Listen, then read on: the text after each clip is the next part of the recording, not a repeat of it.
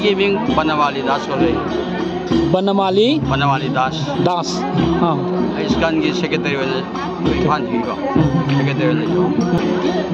तो बजे कोई कांग से 2001 से होरक बने हो स्कूल मणिपुर की कांग से जम चाथरक बने तो हाकुम जो 2023 जो लेबा की रंग लेबा मरोय न मे की तांग हम दे होगी ने को अरे ना दम मदसु लाई दम तौरे अदो हंदक की शो दम मयांग इरांग दम अखोना लाइदमक तौरसी कईगिनोबो लेदा मणिपुर से याम इरांगी कने तौबसिना अखोइदि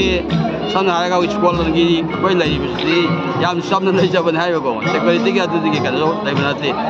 ना मयांग सेफ्टी की दमते येंग हारगा अखोइ कंपाउंड से तौरसी हादना अखोइ नहाम की अहामबगी कांग हौबैदसु सुमाइम तौजरे अदुबो तसेंबदी कांग चिंबगुंबा सुंबा धर्मगी थबकसे मयामनदी इरांग ओइन उययामना तसेंबदी मसे लाइगी थौरोमनि तसे अखोइना थेनजबदा भगवान की पेनब तौबा हाइबसी पारेन थोइबने माना पेलकांदा नोइ पेंदोरिने हाय मुना हाय यस्मिन दुष्टे जगत दुष्टम माना पेंबिरगदि जगत पंतम पेंदोरिने अदेदना भगवान पेंबिनब तौबगी सरुक्ता अखोइना मागी नाम सोनबा अंगम बाहिरा खर कसदना अदगी सही अमगी तौबगी सुमाइन तौबसी तौजबनी अदुबो इबमना यादबनिना कोइना अदुमाइ तौइ हायगसु कोइना दम असी सुंदगी सम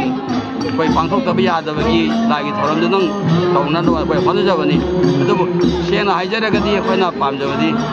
ꯃꯁꯤꯗꯤ ꯂꯣꯏꯅꯃꯛ ꯃꯐꯝ ꯈꯨꯗꯤꯡꯃꯛꯇ ꯂꯣꯏꯅꯃꯛ ꯇꯧꯒꯗꯧꯅꯤ ꯃꯔꯝꯗꯤ ꯀꯩꯒꯤꯅꯣ ꯉꯁꯤꯒꯤ ꯊꯣꯛꯂꯛꯏꯕ ꯏꯔꯥꯡ ꯃꯌꯥꯝ ꯄꯨꯝꯅꯃꯛꯁꯦ ꯇꯁꯦꯡꯕꯗꯤ ꯑꯩꯈꯣꯏꯅ ꯏꯁꯣꯔꯕꯨ ꯃꯌꯥꯏꯗ ꯊꯝꯗꯕ ꯑꯗꯩ ꯃꯔꯨꯑꯣꯏꯅ ꯑꯩꯈꯣꯏꯁꯦ ꯍꯛꯆꯥꯡꯅꯦꯅ ꯈꯟꯕ ꯋꯥꯈꯟꯗꯒꯤ ꯉꯥꯛꯇꯅꯤ ꯑꯩꯈꯣꯏꯁꯤꯗ ꯈꯔꯅ ꯅꯥꯒꯥꯅꯤ ꯀꯨꯀꯤꯅꯤ ꯃꯩꯇꯩꯅꯤ ꯃꯌꯥꯡꯅꯤ ꯍꯥꯎꯅꯤ ꯄꯥꯡꯒꯟꯅꯤ ꯇꯧꯔꯤꯁꯦ ꯁꯦꯡꯅ ꯍꯥꯏꯔꯒꯗꯤ ꯑꯩꯈꯣ ꯑꯥꯠꯃꯥ ꯉꯥꯛꯇꯅꯤ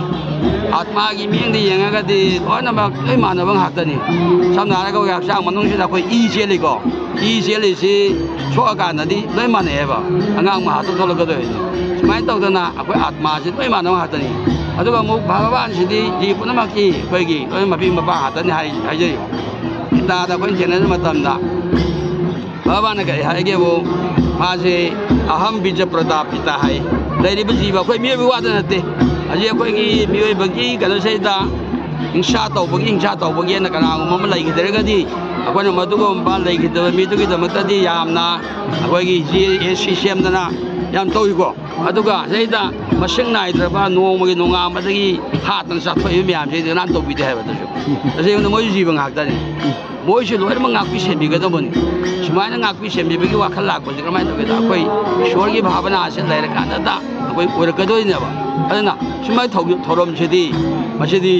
लेबाकी फनामी इरांग ओरसु मजि लोइनमक तौगदबनि मेकेदि अदबो ज्ञान तानदब हाइतारेको कइगो थोनिंगदब थौदो अमा थोकांदा ए अखोइना हाइबनि हाइन तौनु हाइबनि अदु तौ हाइबगी अदुगुमबैदु कोइना पामजदबदगी इसन मोंगदा लाई थौरनदम तौरगा बांगोजबनि अदुगा अखोइना मसिदी अदम हेन सुमाइना तौरगदी हेन शांति होइगनी आइदना अखोइना मसि वाखदि थमदगी हरि कृष्ण तौबदि ईश्वरगिदिको अखोइना मैतैगी अदगी हिंदूगी अदगी ख्रिस्तानगी न लैरिको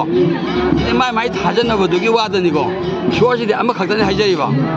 सामना हारगा नुमिसि अखोइ सैदा नुमिल हारेको खरा मदा नुमिसि इंग्लिश दाइगा सन हाइरादि हिंदी दाइगा सूर्य हाइगानि क्राइ जगह जगह की तोंगा नुमाइ अदुगा मादि अमा खक्तनिबा तसेंबा सुमाइ तौदना ममिंगदि तोंगान जबि वादनि मयाम पुनमन खल्लिसि ख्वालेनि इथोइ थोइबा वै हाइ कृष्ण हारेको कृष्ण means all attractive हाइनि मयाम पुनमसे ओनजि नमंगम्बा सुमाइ तौदना वै मैतैगि सिदा मपु हारेको सिदा मपुदि इटर्नल लेबदुम सिदना अदम लेबदुनेबा सुमाइ तौदना ममिंग खेनबि वादनि अदुगा सेंगना धर्मना ताकबिबा नियमददिको धर्मसे अमबु चलसु हाना थेनबा अदगी खना चाइनबा आइबसे यावबो नते धर्मदको लोइनमक नुसी मयाम नुसिना लोइनमक नुसिबगी ngakdane पाउ अदुबो क्रमाइनो गेदा धर्म चलिबनि हाइदना हाइजरिबा खोइना धर्मगी नियमदि सतबदा अखोगी आइगी धर्मसे हेली अदुगी धर्मने हेलेना खल्लगा अखोइ खना चाइनबगी थौसे थोप ngakdaनेबा अदु दसेंगमदि धर्मसे सेने चलदेबको आइनता अदुमि गदा लैते कोई महाराज दामोदर मैम ताबिरमनिको महाराज दामोदर तौरमिसे अखोइ URI यूनाइटेड रिलीजन इनिशिएटिव ना मासे अखोइगी हिंदूगी ने हाइबसु मैमना स्वामीजीनी हिंदूगी ने हाइबि यायबा अदुबो माना तिन्नरिबा मी मैमसिदेबको ख्रिस्तान मैम अमा मुस्लिम मैम अमा सनारगी इंडोनेशियादा कोई पासोनगी मुस्लिम नत्रदि चंगनदब जगहदो अदई मनोंगदि चंगी हारेगा मोय मैना पुसलगा तौरिनिबो पुसलगा अदई लोइनमक अदगी मा अदई द कोइगी वेटिकन सिटीदा बोक कनोगा तरो वारी सारिनि कोइ माजिको धर्मजे वांखला कानदि लोइनमक मामाने कंता कोइ हेनबसे लैतेबो अदा मपान अनियमबदा कोइगी कनोदबो काम कोइना अदुगी अदागी न खाइबि वादनि अदुगा तसेंगबदि धर्म हाइबसिदि अमबो लोइनमक कोइ योखमिनगदौमनि दैदा कनाउमगी यिंथिबा खनबि चनिवासु सलैलरिदोनि आइना कोइगी कनदा इ कोइ जफा हाइजेको थैंक यू धर्मदको खना चनबसि यागौदि हाइबको आइना आइ साइरें मतेंग इबनेबको खना चनबा हाइबसि सुयागौदि धर्मदको धर्म चत्ति चत्तबा